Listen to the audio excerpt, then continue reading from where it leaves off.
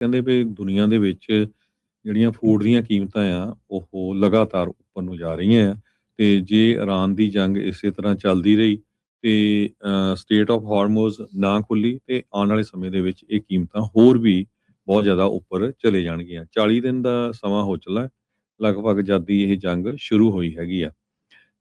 ਸੋ FAO food price index ਜਿਹੜਾ ਆ ਇਹ ਮੈਜ਼ਰਮੈਂਟ ਕਰਦਾ ਹੈਗਾ ਗਲੋਬਲੀ। ਕਹਿੰਦੇ ਵੀ ਫੂਡ ਦੀਆਂ ਜਿਹੜੀਆਂ ਫੂਡ ਕਮੋਡਿਟੀਜ਼ ਆ ਉਹਨਾਂ ਦੀਆਂ ਕਿੱਦਾਂ ਕੀਮਤਾਂ ਉੱਪਰ ਨੂੰ ਜਾ ਰਹੀਆਂ। ਕਹਿੰਦੇ 2.4% ਫਰਵਰੀ ਦੇ ਵਿੱਚ ਇਹ ਉੱਪਰ ਗਈਆਂ ਹੈਗੀਆਂ।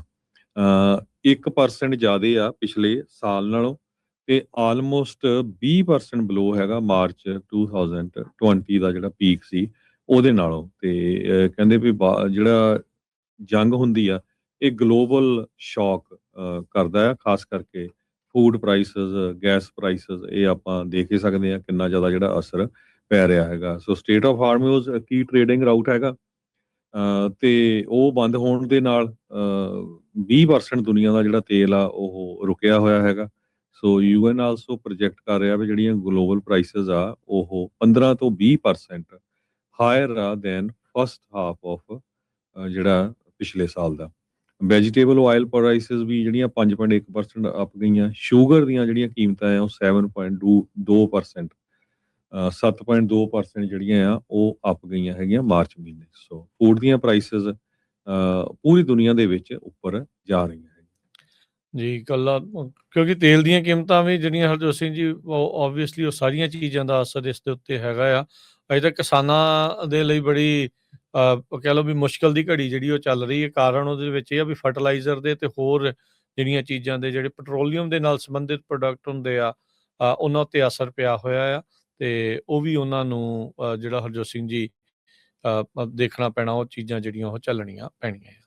ਕਹਿੰਦੇ ਵੀ ਦੁਨੀਆ ਦੇ ਵਿੱਚ ਜਿਹੜੀਆਂ ਫੂਡ ਦੀਆਂ ਕੀਮਤਾਂ ਆ ਉਹ ਲਗਾਤਾਰ ਉੱਪਰ ਨੂੰ ਜਾ ਰਹੀਆਂ ਆ ਤੇ ਜੇ ਇਰਾਨ ਦੀ ਜੰਗ ਇਸੇ ਤਰ੍ਹਾਂ ਚੱਲਦੀ ਰਹੀ ਤੇ ਸਟੇਟ ਆਫ ਹਾਰਮੋਜ਼ ਨਾ ਖੁੱਲੀ ਤੇ ਆਉਣ ਵਾਲੇ ਸਮੇਂ ਦੇ ਵਿੱਚ ਇਹ ਕੀਮਤਾਂ ਹੋਰ ਵੀ ਬਹੁਤ ਜ਼ਿਆਦਾ ਉੱਪਰ ਚਲੇ ਜਾਣਗੀਆਂ। 40 ਦਿਨ ਦਾ ਸਮਾਂ ਹੋ ਚੱਲਾ ਹੈ, ਲਗਭਗ ਜਦ ਦੀ ਇਹ ਜੰਗ ਸ਼ੁਰੂ ਹੋਈ ਹੈਗੀ ਆ।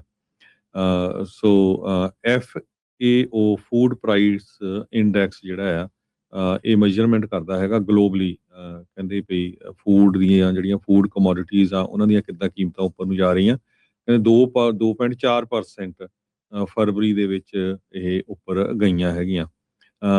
1% ਜ਼ਿਆਦੇ ਆ ਪਿਛਲੇ ਸਾਲ ਨਾਲੋਂ ਤੇ ਆਲਮੋਸਟ 20% ਬਲੋ ਹੈਗਾ ਮਾਰਚ 2020 ਦਾ ਜਿਹੜਾ ਪੀਕ ਸੀ ਉਹਦੇ ਨਾਲੋਂ। ਤੇ ਕਹਿੰਦੇ ਵੀ ਜਿਹੜਾ ਜੰਗ ਹੁੰਦੀ ਆ ਇਹ ਗਲੋਬਲ ਸ਼ੌਕ ਕਰਦਾ ਆ, ਖਾਸ ਕਰਕੇ ਫੂਡ ਪ੍ਰਾਈਸਸ, ਗੈਸ ਪ੍ਰਾਈਸਸ, ਇਹ ਆਪਾਂ ਦੇਖ ਹੀ ਸਕਦੇ ਆ ਕਿੰਨਾ ਜ਼ਿਆਦਾ ਜਿਹੜਾ ਅਸਰ ਪੈ ਰਿਹਾ ਹੈਗਾ। ਸੋ ਸਟੇਟ ਆਫ ਹਾਰਮੋਜ਼ ਕੀ ਟ੍ਰੇਡਿੰਗ ਰਾਊਟ ਹੈਗਾ ਤੇ ਉਹ ਬੰਦ ਹੋਣ ਦੇ ਨਾਲ 20% ਦੁਨੀਆ ਦਾ ਜਿਹੜਾ ਤੇਲ ਆ ਉਹ ਰੁਕਿਆ ਹੋਇਆ ਹੈਗਾ। ਸੋ ਯੂਐਨ ਆਲਸੋ ਪ੍ਰੋਜੈਕਟ ਕਰ ਰਿਹਾ ਵੀ ਜਿਹੜੀਆਂ ਗਲੋਬਲ ਪ੍ਰਾਈਸਸ ਆ ਉਹ 15 ਤੋਂ 20% ਹਾਇਰ ਆ ਦੈਨ ਫਸਟ ਹਾਫ ਆਫ ਜਿਹੜਾ ਪਿਛਲੇ ਸਾਲ ਦਾ। ਵੈਜੀਟੇਬਲ ਆਇਲ ਪ੍ਰਾਈਸਸ ਵੀ ਜਿਹੜੀਆਂ 5.1% ਅਪ ਗਈਆਂ। ਸ਼ੂਗਰ ਦੀਆਂ ਜਿਹੜੀਆਂ ਕੀਮਤਾਂ ਆ ਉਹ 7.2% 7.2% ਜਿਹੜੀਆਂ ਆ ਉਹ ਅਪ ਗਈਆਂ ਹੈਗੀਆਂ ਮਾਰਚ ਮਹੀਨੇ। ਸੋ ਫੂਡ ਦੀਆਂ ਪ੍ਰਾਈਸਸ ਪੂਰੀ ਦੁਨੀਆ ਦੇ ਵਿੱਚ ਉੱਪਰ ਜਾ ਰਹੀਆਂ ਹੈਗੀਆਂ। ਜੀ ਇਕੱਲਾ ਕਿਉਂਕਿ ਤੇਲ ਦੀਆਂ ਕੀਮਤਾਂ ਵੀ ਜਿਹੜੀਆਂ ਹਰਜੋਤ ਸਿੰਘ ਜੀ ਓਬਵੀਅਸਲੀ ਉਹ ਸਾਰੀਆਂ ਚੀਜ਼ਾਂ ਦਾ ਅਸਰ ਇਸ ਦੇ ਉੱਤੇ ਹੈਗਾ ਆ। ਅਜੇ ਤੱਕ ਕਿਸਾਨਾਂ ਦੇ ਲਈ ਬੜੀ ਕਹਿ ਲਓ ਵੀ ਮੁਸ਼ਕਲ ਦੀ ਘੜੀ ਜਿਹੜੀ ਉਹ ਚੱਲ ਰਹੀ ਹੈ। ਕਾਰਨ ਉਹਦੇ ਵਿੱਚ ਇਹ ਆ ਵੀ ਫਰਟੀਲਾਈਜ਼ਰ ਦੇ ਤੇ ਹੋਰ ਜਿਹੜੀਆਂ ਚੀਜ਼ਾਂ ਦੇ ਜਿਹੜੇ ਪੈਟਰੋਲੀਅਮ ਦੇ ਨਾਲ ਸੰਬੰਧਿਤ ਪ੍ਰੋਡਕਟ ਹੁੰਦੇ ਆ ਉਹਨਾਂ ਉੱਤੇ ਅਸਰ ਪਿਆ ਹੋਇਆ ਆ ਤੇ ਉਹ ਵੀ ਉਹਨਾਂ ਨੂੰ ਜਿਹੜਾ ਹਰਜੋਤ ਸਿੰਘ ਜੀ ਦੇਖਣਾ ਪੈਣਾ। ਉਹ ਚੀਜ਼ਾਂ ਜਿਹੜੀਆਂ ਉਹ ਚੱਲਣੀਆਂ ਪੈਣੀਆਂ ਆ।